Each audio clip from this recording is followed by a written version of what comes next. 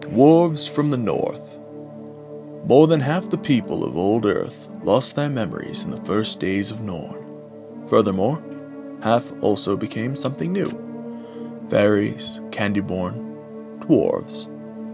According to the Dwarven elders, the world is called Yoro. It was carved by primordial giant people called the Jotnar. The dwarves themselves are just an odd musing of these beings, small carved stone men. Jeremy Goblin Scholar will tell you otherwise of the dwarven people. You are free, however, to believe what you will, dear listener. During the early days of the Wasteland, when elves all but ruled the Fey lands, the Candyborn cannibalized upon the cold peak of Cherrytop, and the orcs waged war eternal upon mankind.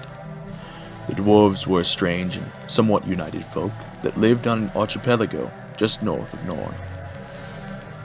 They invaded in small raids first in the south and east, taking livestock, slaves, and all assortment of food.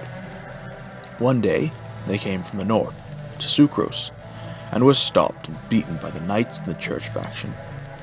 Their ships were sunk, and they were banished to a mountain in the cold, grey waste. No one really cared for them. They already had gods and could not be swayed towards the one god of the church. They had warriors. They needed not the protection of the knights. And they had their runes, so they had no use for the magic of the Wixards. The dwarves' mind had found a special ore that they traded to the human knights to buy freedom and established a mining village. This ore was called Mithril. Mithril. As light as aluminum, but stronger than steel, but of course, far more rare than both combined. A group of miners rebelled and used the Mithril to attack their human neighbors. They were killed. Despite this, peace continued. However, the dwarves would keep to their mines. Even during such conflicts as the Great Fairy War, few dwarven people would see the battlefield. In the wake of the Fairy War, Dwarf King Yonfial called all half-bred bastards to his underrealm, and there his people catalogued and counted the many new sub-races of Norn.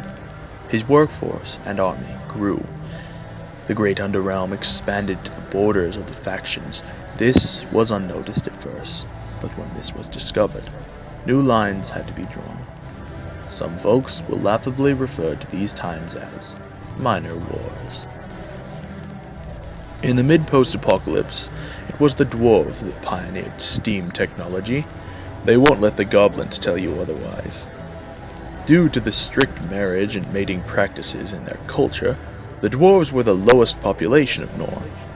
They made up for this with their inherent longevity. By the time of Orkinia, dwarves had all but died out, leaving behind a legacy of machines, folklore, and their mixed-blooded descendants.